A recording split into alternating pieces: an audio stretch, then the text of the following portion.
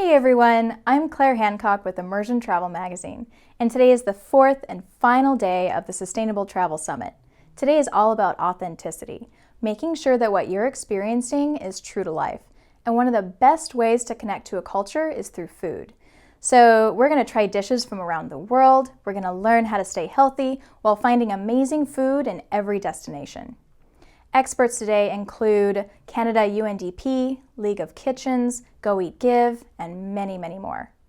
Our final event today is a keynote from Kelly Louise at Travel Plus Social Good, and she's going to talk about the future of travel. You can take part in every conversation in the chat window, or you can tweet at us at hashtag ITMSummit17. Visitors today will get the ebook Flavors of Life by Jessica Lepowski. Visit our website for a free download. Our sponsor today is Authentic Food Quest, a website and series of guidebooks that will show you how to have the most authentic culinary experience no matter where you are. But before we dig in, I'd like to talk to you about our Kickstarter. Immersion Travel Magazine wants to be everything that your travel magazine should be, but we can't do that without member support. So please go to our Kickstarter, sign up for a membership today, and thank you for your support. Let's eat! Our next session is called How to Travel Deeper Through Food, Finding Argentina's True Flavor. When it comes to getting the most authentic experience when traveling, Rosemary and Claire from Authentic Food Quest have their own style, and it has everything to do with food. We'll learn how to travel deeper through food no matter where we are, then we'll test our new knowledge while exploring Argentina. Rosemary Kimani and Claire Ruger are co-founders of Authentic Food Quest. Their goal is to inspire readers to travel through food and explore local flavors. They believe travelers can have deeper connections with the destination and its people by opening up to the local tastes and flavors. In 2015, they traded in their corporate jobs to eat their way around the world. Traveling slow for 6 months at a time, they explored the local flavors of Argentina, Uruguay, Chile, and Peru in South America. Their quest continued to Southeast Asia to discover the local specialties of the Philippines, Thailand, Cambodia, Vietnam, Malaysia, and Singapore. On their website, you will find tips on how to travel through food and explore the local flavors.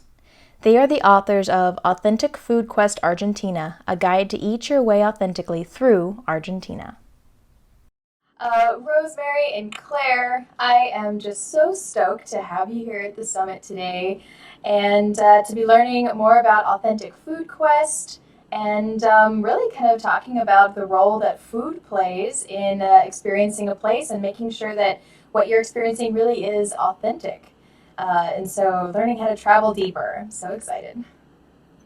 And thank you. Yes, we're thrilled to be here, part of the summit as well too. And we want to leave the audience with a few actionable tips that they can do starting right away to experience a place deeper through food. So we're excited. Yes. Wonderful, wonderful. Excellent. Well, let's jump right in. So you have these beautiful Authentic Food Quest guidebooks that you've been working on, and the latest one that's out to purchase is all about Argentina. I am interested to know about what inspired you to start creating guidebooks. I think it will help to understand what we do in Authentic Food Quest. And we are really about discovering and showcasing authentic dishes around the world. We started this project in 2015 as a personal quest, but it's now evolved to be so much more. And what we're doing is creating a resource platform, and we think of ourselves as a resource platform where people seeking authentic food experiences can come and learn about them. And the reason that we do this is that we believe that when you can connect through food to a place of your destinations, you can have a much deeper connection and experience in that environment. Food also allows you to reconnect with yourself through senses, to learn about yourself, and then the pleasure and joy of experiencing and exploring new flavors. So Authentic Food Quest, we're really on a mission to inspire people to travel differently and to travel through food. So in terms of starting our guide, You mentioned that we started in Argentina. Yes, that is correct. And that is because it was our first country when we left the US in August 2015. And what we've done with the guide is to highlight the local dishes that someone could find on their travels in Argentina. Think of Argentina as beef and Malbec wines, but there is so much more to the country. And so having a guide, and think of it almost like a Lonely Planet for food, we wanted to highlight all the diversity of the dishes that are found in the country, and inspire people to not only take in the natural beauty, but to also eat the local culture. So having a guidebook is a natural extension of our mission at Authentic Food Quest. Lovely. Getting to know the cooking class in the country, or some food tours. And when we talk about Argentina, we also highlight some of the vegetarian places. So it's not all about beef and wines, but there's also a lot of vegetables that go there and that are delicious. Lovely. Wonderful, wonderful. And we'll talk more about your Argentina guide in just a few minutes.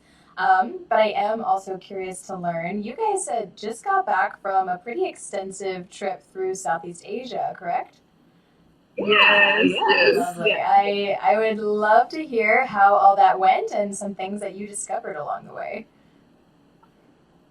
Sure. So in Southeast Asia, so that was your second big trip, as you know, doing our quest for authentic food. So we started in South America, 6 months in South America, came back to the US to write a guidebook. Starting again our journey in Southeast Asia, where we traveled through six countries. So we started in the Philippines, went to Thailand, Vietnam, Cambodia, and Malaysia as well as Singapore. Ooh. And we've never been to Asia, so that was really an eye-opener to us, through the flavors, the spices. It could be really spicy to almost sweet, some of the curries, and sour. So the Philippines, also in Cambodia, there's really some sour bitter soup. So all of this is really expanding our palate through the food, as well as the textures. There are a lot of different, from the soup, from the texture of some of those preparations. We love also the unusual fruits. A lot of people know mangoes, but their mangoes are different. We have different types of mangoes, different types of bananas with different taste. Herbs, Vietnam is the country for the herbs. There's so many types that add flavor to their soup. They always add some in their dishes. So that really opened up again our palate. And it's also a country, as far as the culture, we discovered the different influence through colonizations and how also that impacted the cuisine. Some French colonization in the Philippines, you have a Spanish colonization, you have also a British. So they have a really, and in some cases, heavy story like Cambodia. And that actually also impacted the way they eat, protein intake through bugs. So that today we see that maybe more as a show off of, yes, I'm eating spiders or things like that. But at the time, it was impacted by some of the leaders there. The Khmer Rouge period that kind of destroyed part of the country. So it's really food kind of a lecture through the country and the cultures.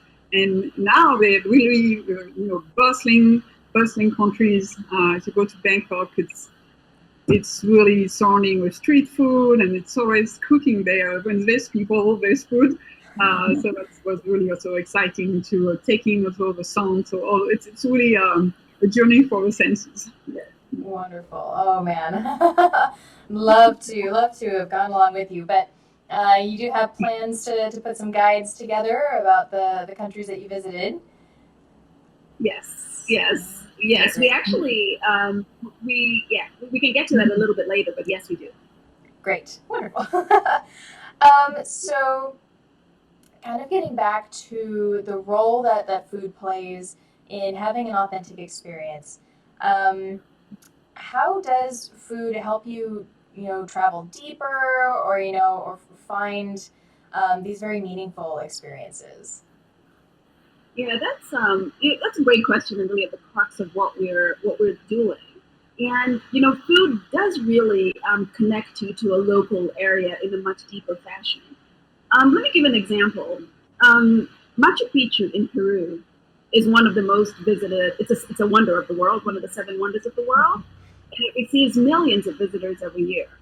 Now, one of the fascinating things about Machu Picchu is seeing the amazing temples built with huge rocks that no one can understand how they were able to get up the hill and build the beauty that we still see today. There are many theories behind that, and one of them is actually based on a tuber called maca, Maca, and it's a relative of the radish, so it's in that family. And maca, it's actually the only plant that grows at the highest level in the world, the highest altitude level. And what it does is it gives you strength, it gives you energy, it helps repair your body, it helps repair your body. So if you're a man, and it gives you strength. If you're a woman, it helps with estrogen, and so it's called an adaptin. But anyway, it's a very popular root, and you can have it as a drink in a powder format. So what happened is that when we were in Machu Picchu, of course, admiring the natural beauty, we were looking. Our reason for being there was to really understand the local foods, and we took the advantage of being there to go up to Machu Picchu and to experience that. And that's when we discovered about maca. Maca is available at the local market in San Pedro Market, which is the major market in Cusco. And when we were there, we got a chance to taste it, experience it for ourselves, see the number of different maca roots and varieties. There's red, there's yellow for women, there's black for men. I mean, it was amazing to not only have the understanding of what it's like to be at Machu Picchu and to see those huge boulders and rocks being moved, and then to actually taste one of the products that's attributed to giving them strength, and not only for building Machu Picchu, but also for conquering the different groups that they conquered while they were the leaders at the time. So what food helps you do is see that place from a different perspective, admire the beauty of the place, but also eat and understand, some of the ingredients for that place. Food also helps you connect with the locals. It's an opportunity to share stories, and we'll get to a story here or two that we want to talk about. It also stretches you. It gets you out of your comfort zone. So many times people eat particular sets of meals, but when you're encountered in a new place with new flavors and new tastes and new textures, it forces you to get out of that comfort zone. And what it really does is that it pushes you, like in life, you get comfortable, you try something new, you step out a little bit. And in life, it allows you to also go beyond what you're comfortable with. And so you grow, you stretch, and in a sense, you become transformed. You become someone different by allowing yourself, so giving yourself permission to try something new, to experience a new taste, and to open up to new flavors. If you want to give an example, one example, I think you want to start with Vietnam. Yes, I mean, as we were just mentioning, we returned from Southeast Asia, and when we landed in Vietnam, we started through visiting the country from north to south, so through the capital in Hanoi. And there we knew we needed to try their dessert, and it's called Che. I mean, we would say Che, but they really pronounce it like K.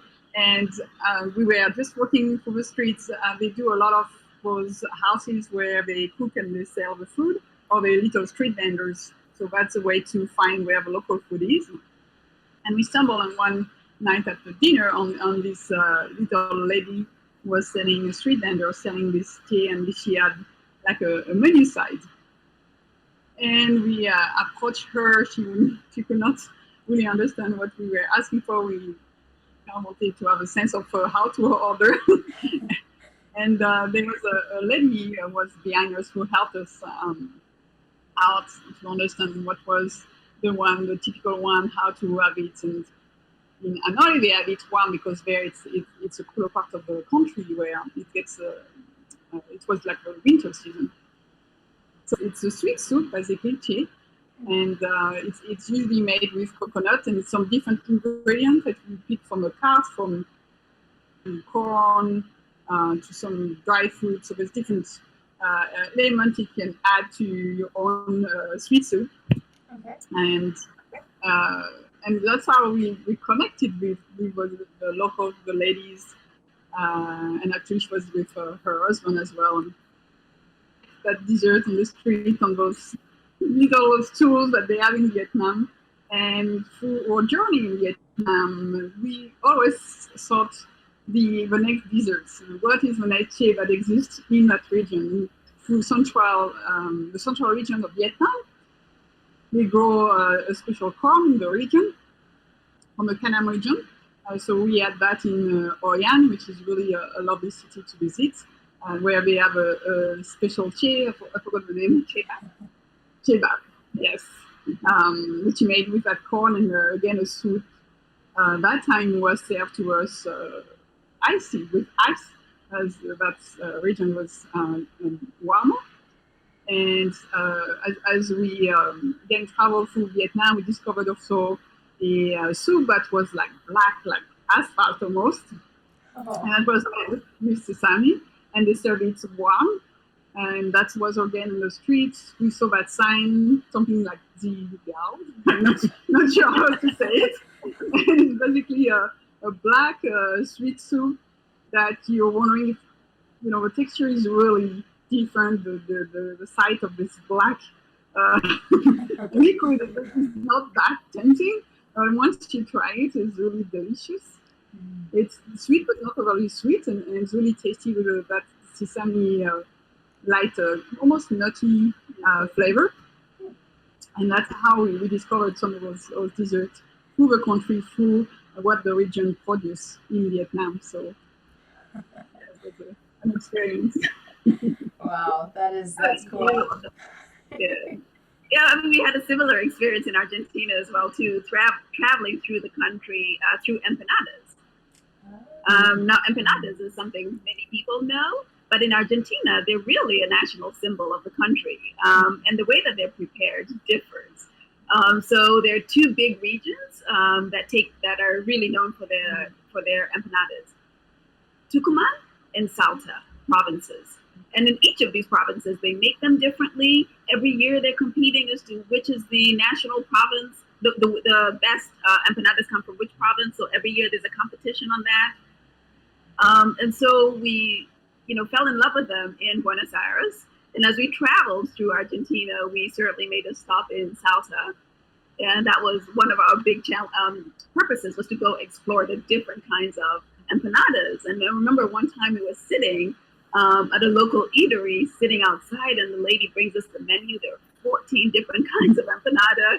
I mean, it was unbelievable. And then on our way back to Buenos Aires, we were traveling through the local bus. We deliberately made a stop in Tucumán to taste the Tucumán version of empanadas, and they make them differently with what they put inside. And in Tucumán, they add eggs, and they also have a specialty with mondongo, which is tripe. And so I remember we were sitting at the restaurant and we're like, okay, we're here, we gotta taste it. So there were like, I don't know, 6 or 7 different empanadas on the menu. We said we'll have one of each. Not really knowing what mondongo was, but suspicious that it was not something we would like. And true, we did not like it.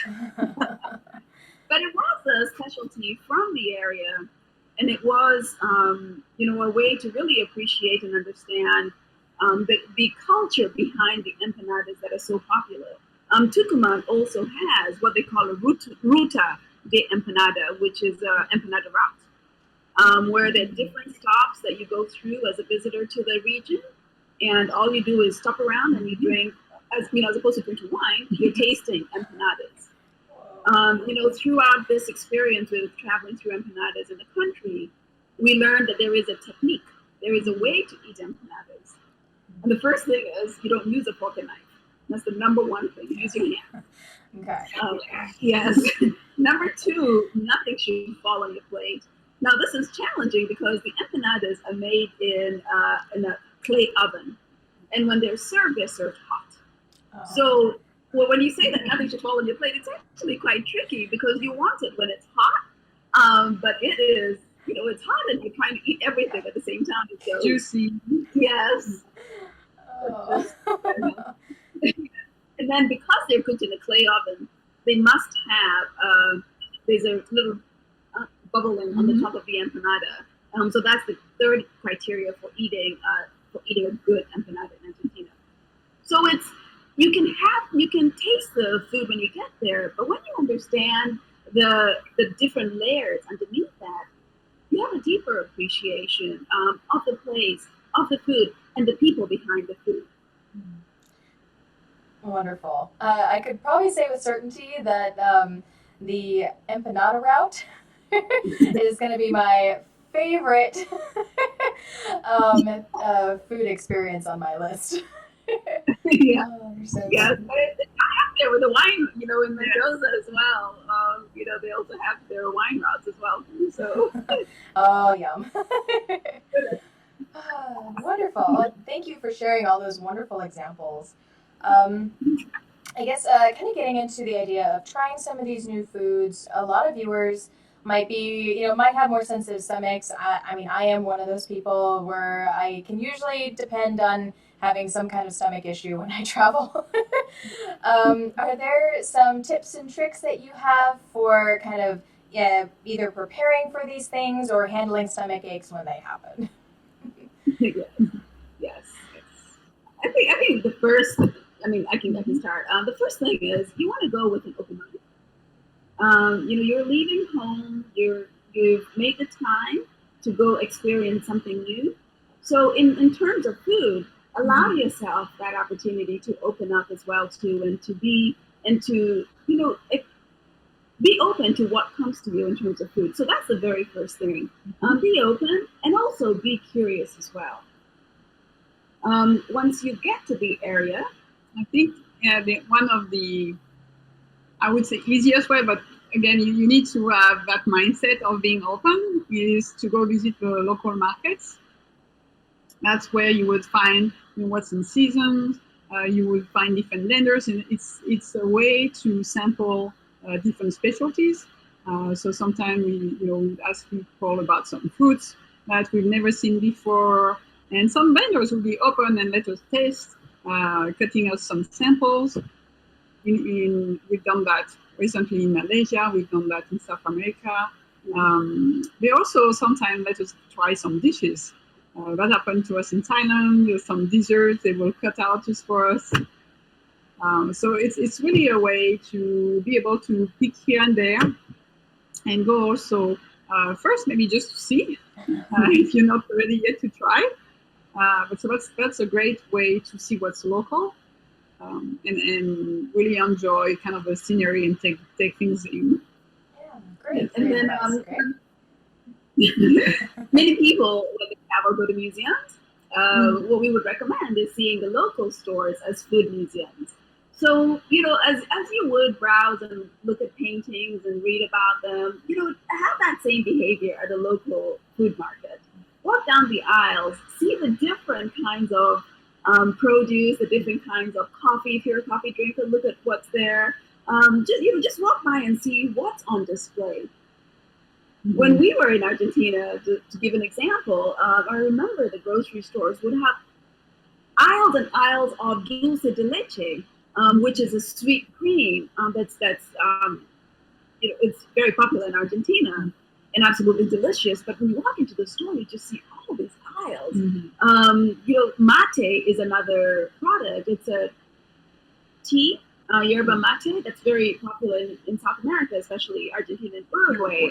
Yeah, and you'd find aisles and aisles of mate. So just like in our grocery stores here, for example, in the U.S., you might find the cereal aisle to be really overwhelming. If you're in the food market, the food store, and you're walking around and seeing it, you get to. It's an easy way to see what's local, what's being celebrated locally. Sometimes, like in grocery stores here, they might have a special aisle that says, here are the seasonal products, or here are the ones from this region.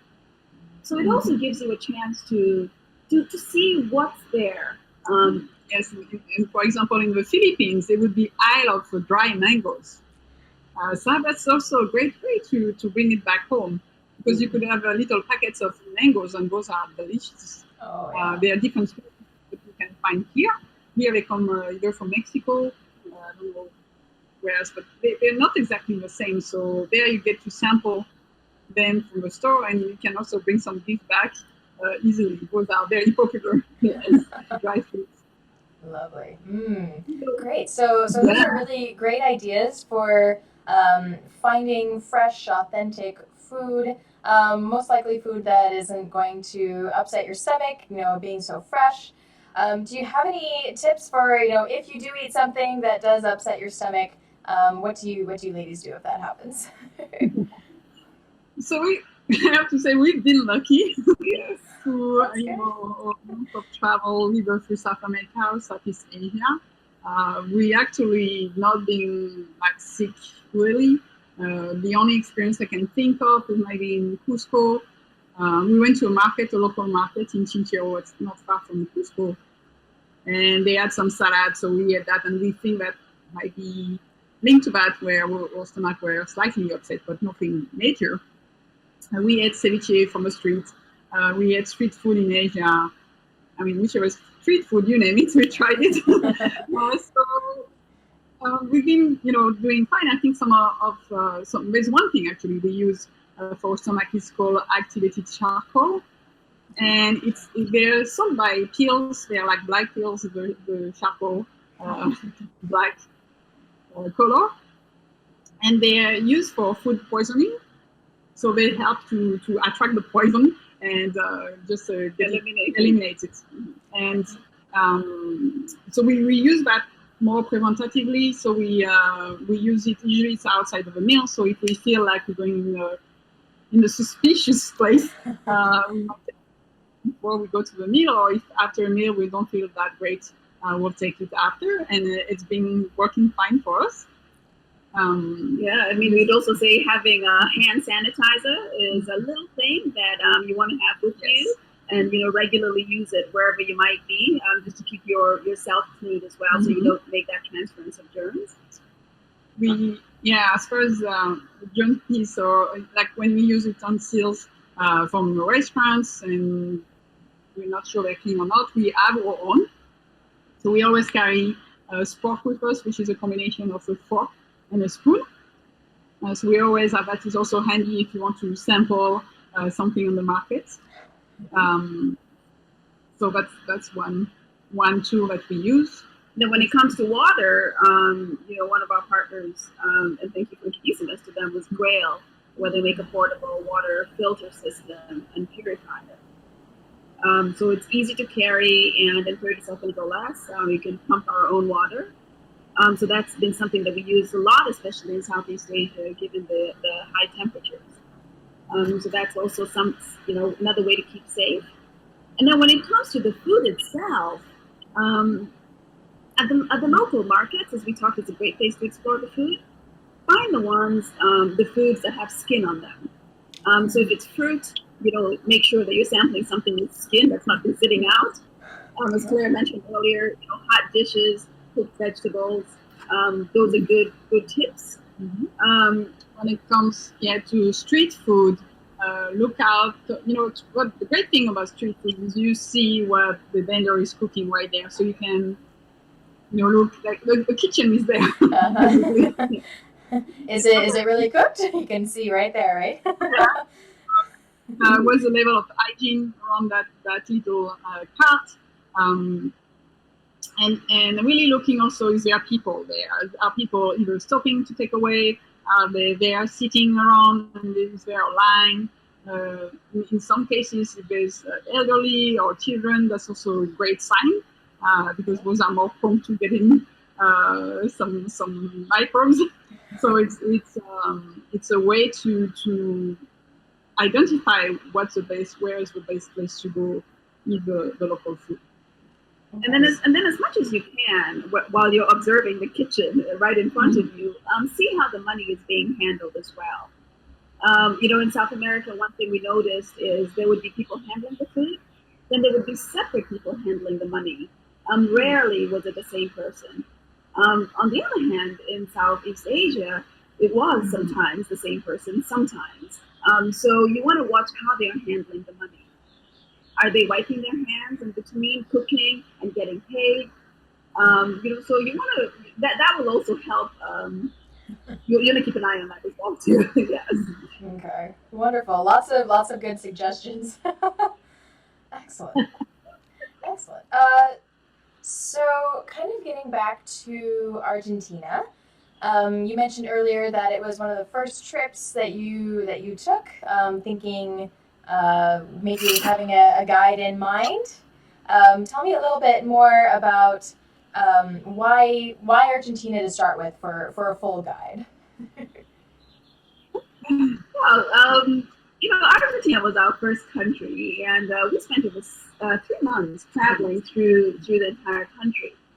And our mission at Authentic Food Quest is to highlight the local specialties so that people know how to travel through food, what the local flavors are, what they should not miss on their travels. And so as we were traveling through Argentina, it was apparently clear almost from the get-go that there is more than Malbec and beef. Then the question became, what else is it? All these other specialties. So, in fact, the journey that we took through traveling through Argentina was curated for us by the locals that we met, by the experts that we talked to, people guiding us on where are the places we should not miss for food. Where would you recommend? So, it started with our hosts. We were staying locally with Airbnb. And our host one of the partners, it's a husband-wife couple. The husband comes from the north of Argentina, and for him, we could not miss the north of Argentina, and we heard that multiple times as well too. So we took that advice. We met with the top chef, Francis Malman, in Buenos Aires, who also gave us his opinion as to where are the food spots to hit in Argentina. We spent time talking to locals who were always telling us, where to go. And 4 regions kept coming up. The north of Argentina, certainly. Patagonia and Ushuaia, all the way down to taste the seafood. So that was also another region that came up. And then Mendoza and the wine regions as well kept coming up. So the book really takes a journey through each of those areas, and at each step or in each region, talking about what the local dishes are, markets to visit, and certainly, what not to miss as well too. If there are festivals that happen, we note them. So, for example, the Ruta de Empanada in Tucumán is clearly noted there. So it's about when you go there, go experience the natural beauty, enjoy your time there, but eat local as well too. We also have, cooking classes if someone wants to really experience the cuisine and maybe recreate it at home, so they can take some cooking classes locally.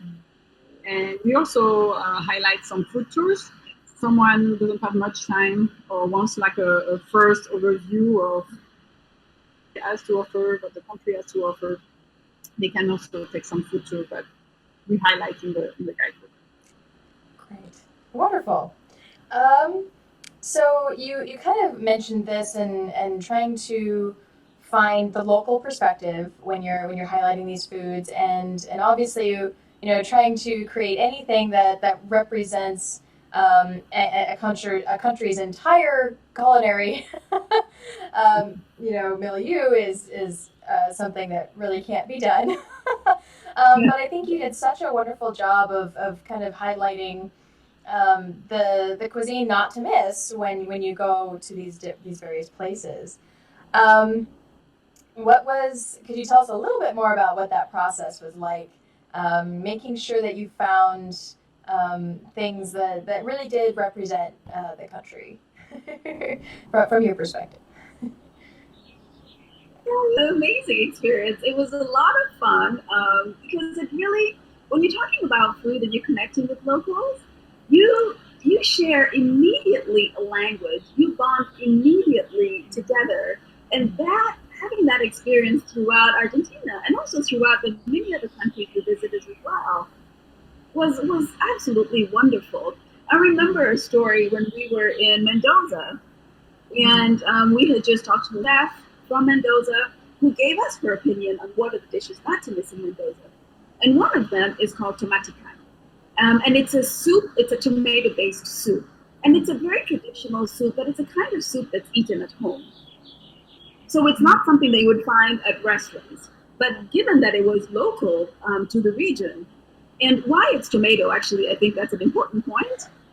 In the Andes, where Mendoza is situated, tomatoes grow at very high altitude, so it's very hot at night, and it's very hot during the day and very cool during the night. And that difference in temperature is good for the grapes, but with the tomatoes, it makes them extra sweet. So the tomatoes in Mendoza are actually renowned for that. So back to the tomato-based soup, tomatican. So when she told us about it, and she didn't make it at that time at that restaurant, it was not the season for it. And so we said, wow, where should we go find this food, this tomatican soup? We went to the local market in Mendoza. We asked around, no one had it. We went from vendor to vendor, where can we find it? No one had it. And someone pointed us to a little vegetarian restaurant up the street from the market. And so we were walking around. It wasn't quite lunchtime yet. We were looking to find it and then come back and have lunch and eat it. So we stopped at the little vegetarian restaurant, and they were just opening. I think it might have been 11 o'clock or something. And we walked in, and we talked to the chef, the different cooks there, and we asked, do you have tomatican on the menu? And they said no.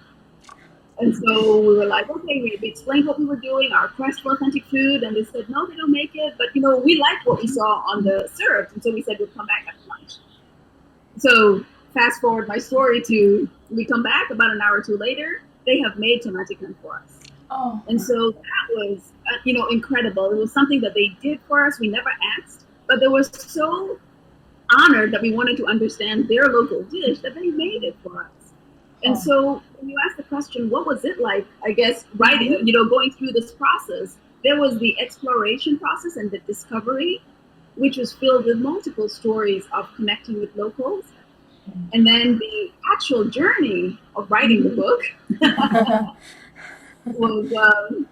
was a different journey as well, too. That was, I think, it was fun to relive the experiences, because we wrote that book when we came back to the U.S. So almost 6 months later, 6-7 months later, we were writing the book, and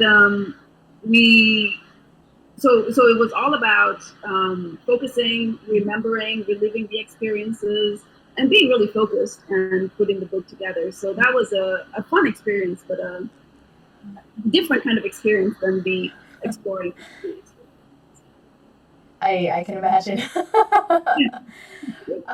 Great. So, kind of talking to travelers and viewers, if they want to start learning maybe about the culinary experiences before they travel, Authentic Food Quest is a great resource for people to go and learn a little bit more about the culture that they might be visiting. But what are some other good resources for learning some of that stuff before you go? So the way we do it is, we research as much as we can ahead of time. And I think one resource that's easy for travelers to look at is Wikipedia. And they always, most of the time, they have the cuisine from, so one of our last countries was Cambodia. You will find Cambodia cuisine, Argentinian cuisine, and in there, there will be some highlights about what are the special dishes, for meals, spices, to some desserts sometimes. So it's more or less documented, more or less accurate, but that gives an overall picture. And as people research for their arrangement, lodging, flights, and so on, that could be a nice way to also ease into the culture, get to know the food from there. There's some I think I would say even before, while they're still in the research phase, depending on where they live and what's available, if there is, for example, Argentina, if there is an Argentinian restaurant in their area, go there for a meal. Or if you're going to Vietnam, find a Vietnamese restaurant in your area, go there for a meal, and have an experience and a sense of what the food might be like. You could also ask the staff at that restaurant, and just to tell, and get a sense. And so when you go, then that will also get you a little bit prepared ahead of time. The food might be different, but what you'll get, there. But it's the first overall sense, yes. Yeah. What are the dishes? And as far as a bit of a research pieces, if you had some guidebooks, so in some guidebooks there's some highlights on some of the dishes, might not be complete, but that also again is a great start to understanding the food culture in a place. And then I think we will say, we as you mentioned, thank you, Claire, that yes, Authentic Food Quest is a good resource. But we have countries for South America and Southeast Asia. And so one of the things that we're developing for people traveling specifically to those two continents is food trails, customized food trails, where we can, so it's not a book, it's not a complete book, but it's a smaller booklet with a map, top dishes not to miss, customized for that trip, for that person's trip. So that's something as well too that we can help the people listening and watching this video in terms of going to South America or Southeast Asia specifically. For now. Cool. So would you customize for each individual person? So like if they reached out to you and said, "Hey, I'm going to this part of Singapore. Do you have suggestions of places that we should go?" So would you? Is that something that you would do for them, or have you pre-made the trails and people can pick and choose depending on where they're traveling to? The idea is have more like a profile regarding the profile of travelers, if they're more adventurous versus someone that might look more for like a restaurant, maybe even fine dining. Okay. We'll offer different options that way. So they would have some information about what not to miss, and then where to have those dishes, and maybe where to explore some of those markets, food stores, in addition to a map that will give them the exact location of those places. Wonderful. Wow, that's very exciting. Great. Well, is there anything else that you would like to share with our viewers before we head on to our next session? I think the one thing that I would say is, traveling through food is really a new way of traveling, and it's a new way to appreciate the place, to see the place from a different set of lenses, to taste the culture, to embrace the entire experience. And I believe that you will find that your trip will be much richer and your experience much more fulfilling once you've seen the sights and drank the maca. We talked about in Machu Picchu that the Incas did drink, and then you have it's a great way to travel, and I think something would encourage more and more people to put that forefront on their travels, not secondary when they get there. Yeah, I would agree. I mean, even when you learn, Grandma's story about how she learned how to make her her famous cookies. When you're young, you maybe haven't heard that story before. It's like, cookies, yay! But then as soon as you learn her story and you learn like the love and the history behind those cookies, they mean so much more, and suddenly you want that to also be a part of your life. And when you make those cookies, you want to share that with your eaters, the people at your table as well. And so I feel like that's something that is very important for traveling and even in your own hometown. Learning some of that history behind the food that you're eating. Right. We always say, you can eat local and explore local flavors, regarding of the distance you travel. Regardless. Regardless. Sorry. Lovely, lovely. Well, thank you, ladies, so much for joining us today, and I feel like I learned so much from your experiences and for sharing with us, and I am really excited to see what happens next with Authentic Food Quest. Thank you so much, Claire. We really appreciate the opportunity to share our story as well. This is exciting. Wonderful.